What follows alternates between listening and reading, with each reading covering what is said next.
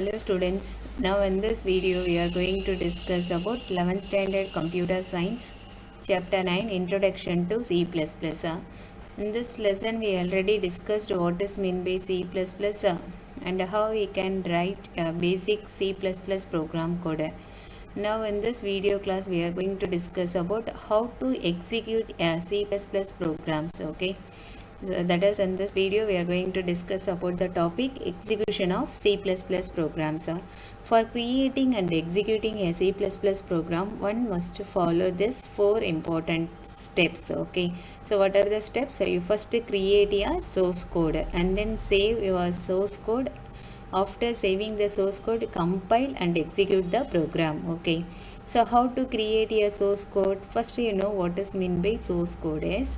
Source code is nothing but the program code written in high level language is known as a source code. Okay, if you are writing the programs in C, C++, Java, Python like that, the high level programming code, statements written in high level programming language is known as a source code. Okay, so creating includes typing and editing the valid C++ code as for the rules followed by the C++ compiler. We already know each and every programming languages have their own syntax. Okay, syntax means set of rules followed to write the C++ program code. We create a C++ program based on the rules given by the C++ compiler, where you have to use a punctuation symbol and how to start, like that we follow all the rules and create a source code.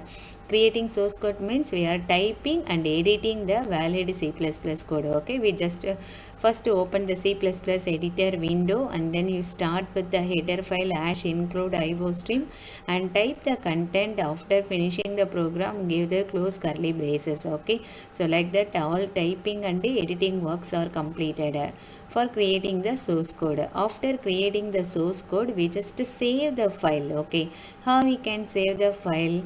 The file can be saved with extension .cpp. We just go for the file menu and select the option save, or you can press the shortcut key Ctrl+S. The save as dialog box can be opened. Okay, from that dialog box you have to specify the file name with the extension .cpp. Okay, and then we click the save button. The file will be saved. Okay, so after the typing work is completed, then the source code should be saved with the extension .cpp. So after the saving your program code, and then we are going for compilation. So compilation, why we need a compilation? Here the source code can be converted into the object code, and then if we do any syntax error, that is bracket missing, comma missing, otherwise we are doing some mistakes in spelling, that mistakes are corrected during this compilation time. Okay, so this is an important step. Which one? Compilation in constructing a program. So this is the important step for constructing the program. In compilation, compiler links the library files with the source code and verifies each and every line of code. So during this compilation, the link process is also started. That is, your programs we are using library function. In this example, see this example, here one program code is given. In this example, we are including the iostream. This is a library file. Okay, iostream is a library file. We are linking this library file to our source code.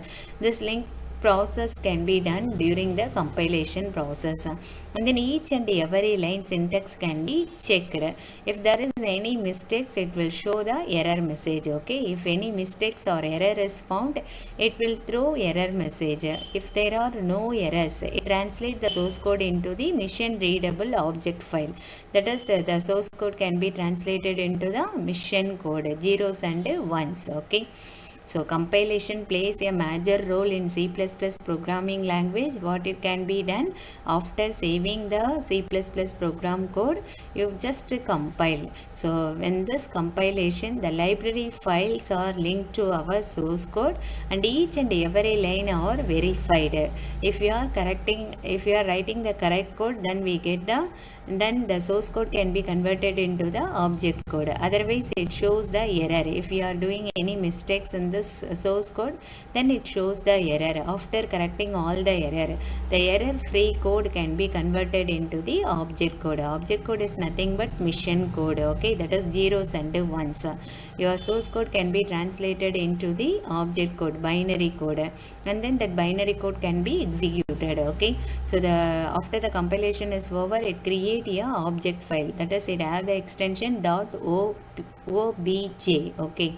So obj, that is object code, can be created.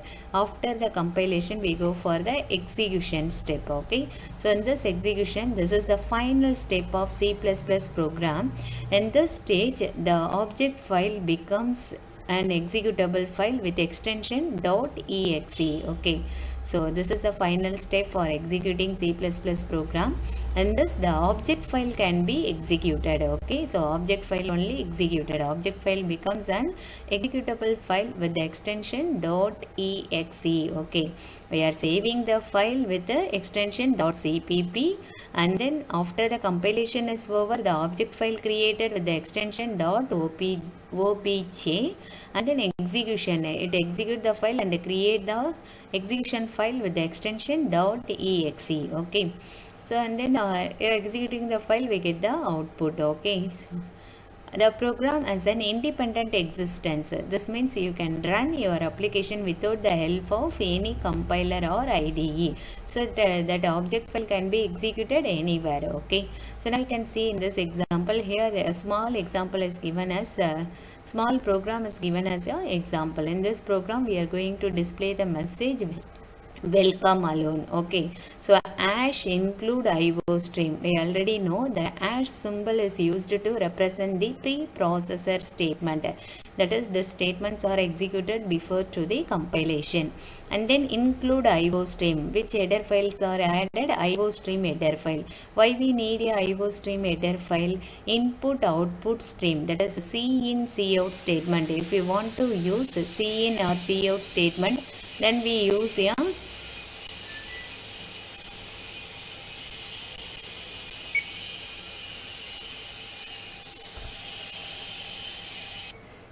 C in C out statement can be used with the header file IO stream, okay. So C in is used for get value from the user, C out statement is used to display the content on the monitor. In this program, which statement is used? C out, okay. So this statement is used to display the content on the monitor. Using namespace std, namespace is the container, it contains the library function, library, variables and objects, okay. So int main, here the main program can start.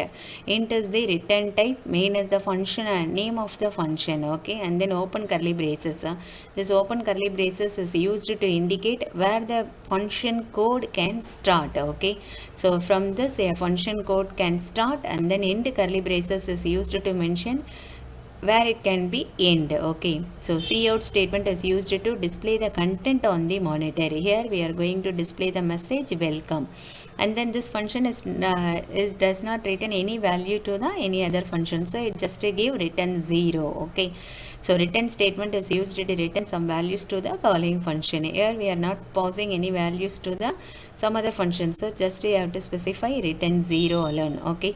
So in C++, each and every line is terminated by semicolon, okay. So this is your source code. After creating this source code, save this source code with the option Ctrl+S or file. From this file menu you have to select save option, okay. You have to give the file name and save file name with a .cpp extension, okay. So after saving the file, we just compile the program, okay. How we can compile? Compilation can be take place by using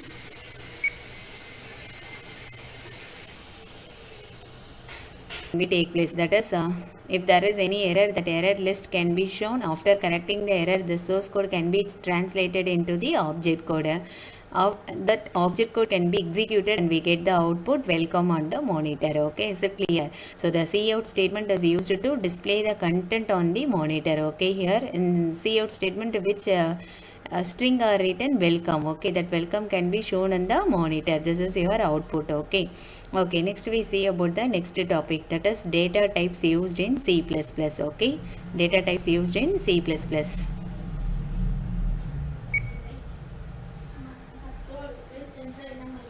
Just to discuss one more topic, that is types of errors.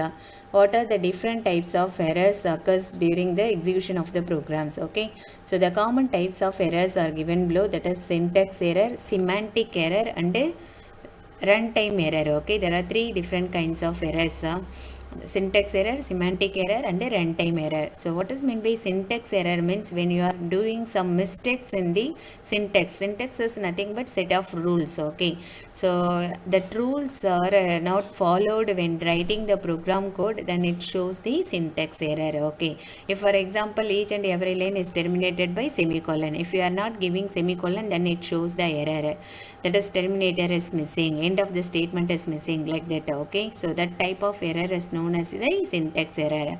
Now you can see the definition given here. Syntax is a set of grammatical rules to construct a program. Okay, so what is meant by syntax? Syntax means is a set of rules. So why we need these rules? To write a program. Okay, so every programming language has unique rules for constructing the source code. So each and every language has their own syntax. So syntax errors occurs when grammatical rules of C++ are violated. Okay, so when the syntax errors occur when you didn't follow the rules. Okay, so when the rules are violated, then the syntax errors can be occur. Now you can see the code. C out, welcome to programming in C++. Here end of the C out statement, semicolon is not given. Okay, so when you put semicolon, then only the statements can be end. Okay, semicolon is missing.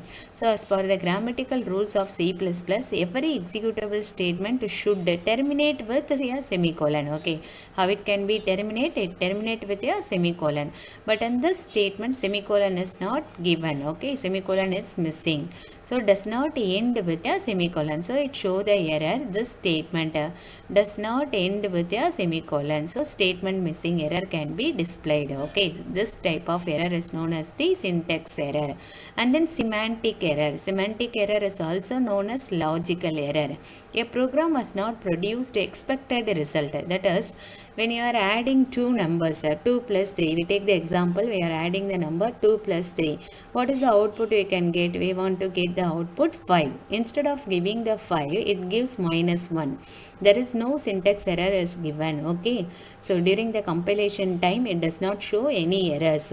So you want to add the content. Instead of adding the content, we just use the operator minus in the place of plus. So 2 plus 3, what is the output? The expected output is 5, but your program produced the output minus 1, that is 2 minus 3, it shows the output minus 1. Okay, so this type of error is known as the logical error or semantic error.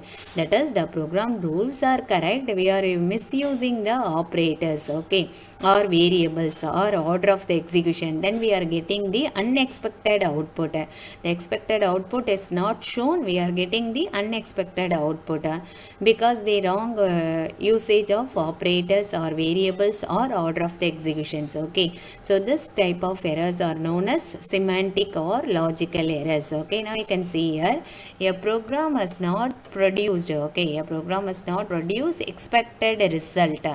Not produce. Okay, the expected result is not produced even though the program is grammatically correct. Your program does not having any syntax error. Okay, so we are writing based on the syntax only, but it does not provide a correct result. Why? It may happen by wrong usage of variables, operators or order of execution. We have done some mistakes in this variables or operators or order of executions. Okay, so this means the program is grammatically correct, right? But it contains some logical error. Okay, so that is known as logical error. So semantic error is also called as logical error. Okay, now you can understand what is meant by logical error. And the next one is runtime error. During the execution of the program, some errors can be occur. That error is known as the runtime error. Okay, a runtime error occurs during the execution of the program. It occurs because of some illegal operation that takes place. Okay, so some illegal, if for example we are declaring the variable int, but we are giving values and processing the data item in float, like that. Okay, illegal operations. For example, if a program tries to open a file which does not exist, it results in a runtime error. Okay, so when you open the file, particular file, we are giving some wrong file name. That file is not present in the computer. Okay, for that time it shows on runtime error. Runtime error is nothing but execution of the program. Okay, when you are not closing the loop properly, then runtime error can be occur. That is infinite loop. We are getting the infinite loop. So this type of errors is known as runtime error. This error can occur during the execution of the program. Okay, is it clear? So what are the different kinds of errors? Syntax error, semantic error, runtime error. Syntax error means when the syntax error can occur when you violate the rules of C++ programming language. And then semantic error means we are doing some logical mistakes. Runtime error means during the execution of the program, runtime error can be occur. Okay. So that's all the different types of errors used in C++ programming occurs in C++ programming language. Okay. So data types we discuss in the next class. Okay students, thank you.